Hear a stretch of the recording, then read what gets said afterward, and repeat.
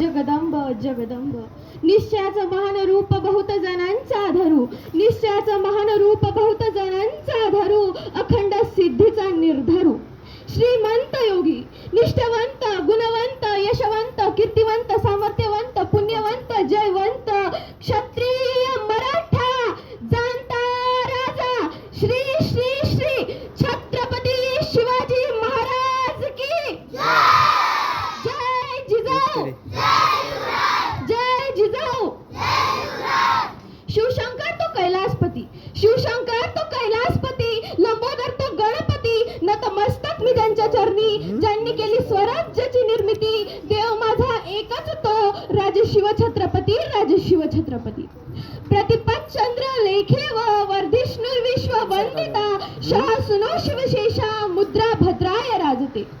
मुजरा छत्रपती शिवरायांना, रयतेच्या राजाला, ज्याच्या भक्तीला जोड नाही, शौर्याला तोड नाही, जो अथांग आहे सागरा समान, ज्याचा छत्र म्हणजे आभाळा समान, जो त्या सूर्याची शान, मराठी मनाचा धगधगता स्वाभिमान, ज्याचं काळीज आहे सह्याद्री, ज्यांना शंभूंचा अभिमान. महाराष्ट्राच्या देवराज्याचं पहिलं स्थान, मराठ्यांचा जो भगवा असा मंत आहे, कृपावंत आहे, दयेचा वसंत आहे, ज्याच्या कुशीतून स्वराज्याचं स्वप्न दिखणं उदयास आलं.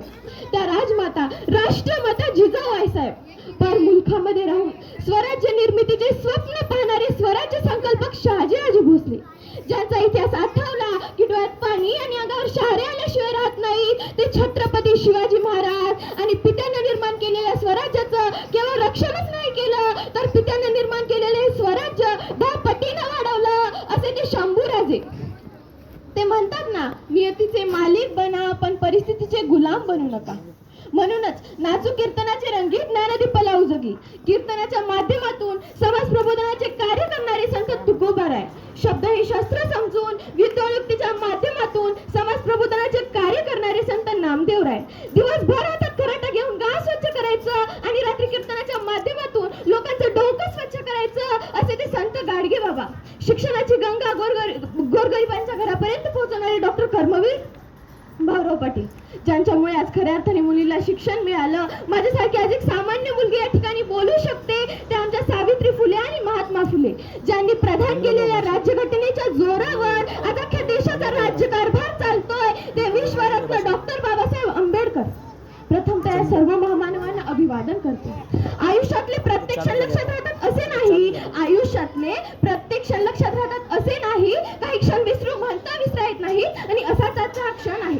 16व्या शतकात 19 फेब्रुवारीला एक तेजस्वी तारा चमकला.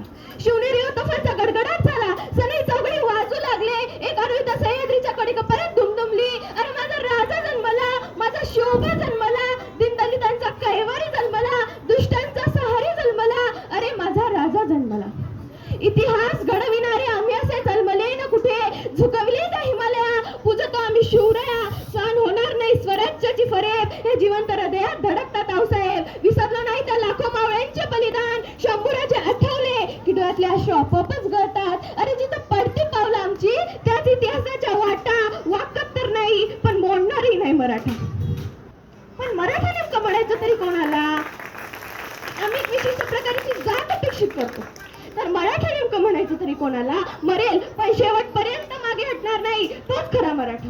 मग तो कुठल्याही जातीचा असू द्या, कुठल्याही धर्माचा असू द्या. आपण आज या ठिकाणी शिवजयंती साजरी करतोय, पण शिवजयंती का आणि कशी साजरी करावी, हा एक फार महत्वाचा मुद्दा आहे. जयंत्या काय सगळ्यांच्या साजऱ्या होतात का? आपले होणार आहेत का आपण मिलाव? अहो, जी व्यक्ती जनतेसाठी रयतेसाठी जगली ना, त्याच व्यक्तींच्या जयंत्या साजऱ्या होतात.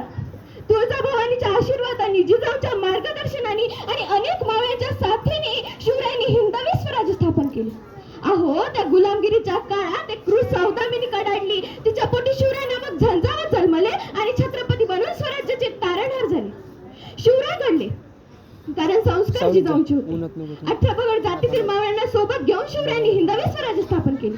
बाजीप्रभू देशपांडे, तानाजी मालुसरे, येसाजी, संताजी, धनाजी, जीवामाल यांसारख्या असंख्य मावळ्यांच्या साथीने शिवरायांनी हिंदवी स्वराज्य स्थापन केले. त्या काळचे मावळे एकनिष्ठ होते. आता काळच्या मावळ्यांची काय परिस्थिती हो?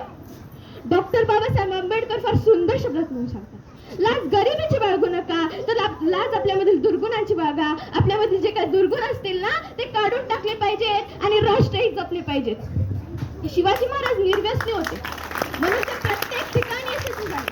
आता कालच्या पिढीने काय आदर्श घेतला होता त्यांचा? आता कालची बहुतांश तरुण काठी 31च्या रात्री गटकोट किल्ल्याच्या पायथ्याशी डर्टी मनाने जर का पार्ट्या करत असतील ना, तर त्यांचे घरटी सुरक्षित राहतील का? हा एक फार महत्वाचा प्रश्न आहे.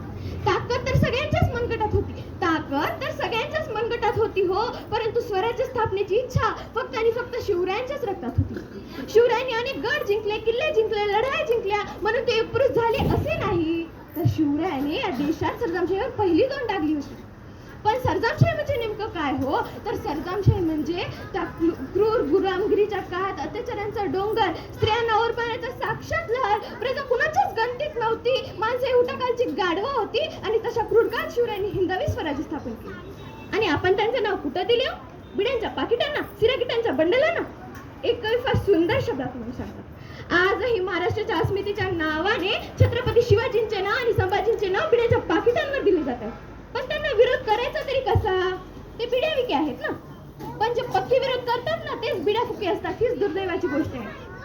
माझ्या मित्रांनो, आज 350 वर्ष झाली तर या ज्या महाराष्ट्राच्या मातीला शिवरायांची गरज पडते, तर ही तर फार मोठी शोकांतिका आहे ना. अहो, असं वाटतं भले पाटे उठावा, त्या रायगडाच्या पायऱ्या चढाव्या, या अंतःकरणातून काळजातून माझ्या राजाला साथ घालावी, हाक मारावी, म्हणावं, सांगावं, विचारावं. राजा तशी बघायला एवढी मोठी पलटी झाल्यानंतर आज तुमचा मावळा साधा चहाचा कप उचलताना हात लखलख कापतोय. राजा तुम्ही राजवेळेत स्वराज्य वेडे होतात, आज तुमचा मावळा कशी पाण्याची ताण बिऊर पिऊन भागवते. राजा बघा महाराष्ट्राची परिस्थिती काय झाली. महाराज तुम्ही कशी सांभाळली एवढी मोठी प्रजा आणि जिजाऊ मासाहेबांच्या? आज तुमचा मावळा म्हणतोय आम्ही दोन आणि आमचे दोन, मग आमचा होता एक चौकोन, चौकोनातले जातात दोन आणि उरलेल्यांना आधार कोण? अशी गंभीर परिस्थिती महाराष्ट्राची झाली. रायगडाच्या बुरुजतटांवर मध्यांचा वास येतोय. 31 डिसेंबरला तुमचा मावळा संन्याशामध्ये झिंजतोय. राजा बघा या महाराष्ट्राची परिस्थिती काय झाली. महाराज रायगडावर उभारली तुम्ही शिवराष्ट्राची गुढी, रायगडावर उभारली तुम्ही शिवराष्ट्राची गुढी. तुम्ही नसतात तर सडली असते हिंदूंची मडी. तुम्हामुळेच पाहतो आम्ही देवळांची कळस. तुम्ही नसतात तर नसती दिसली अंगणात तुळस, नसती दिसली अंगणात तुळस.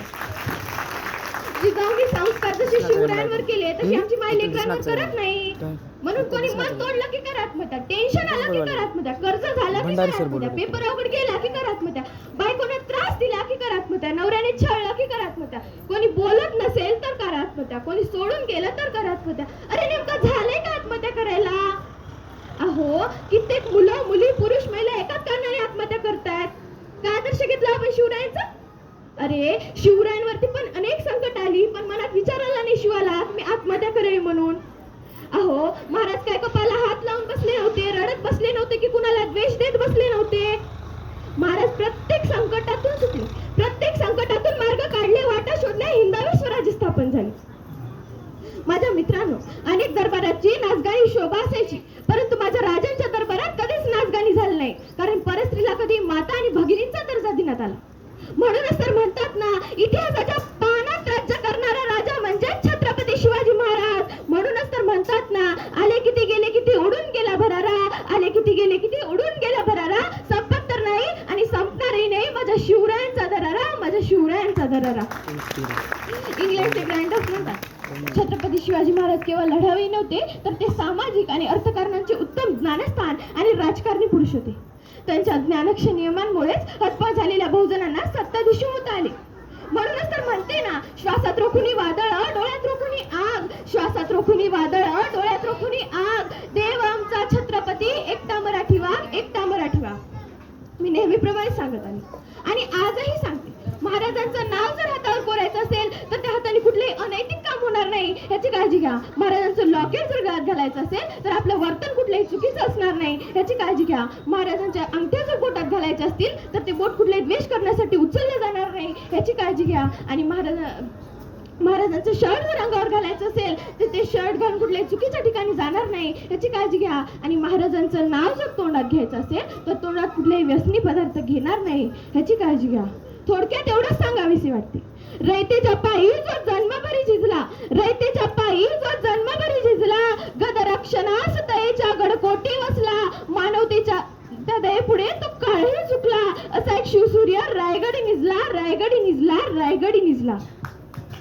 इंद्रजी मी जंब पर बाणवसु अंब पर रावण सदंब पर रघुकुल राजे पौन बारी बाह पर शंभुरती राह पर जो शास्त्र बाह पर राम द्विज राजे दावाद्रम दंड पर चीता मृगदंड पर भीषण वितुंड पर जैसे मृगराजे तेज तम अंश पर कान जिमी कंस पर कमलच्छ वंश पर शेर शिवराजे जय भवानी जय भवानी जय शिवाजी. जय हिंद जय महाराष्ट्र.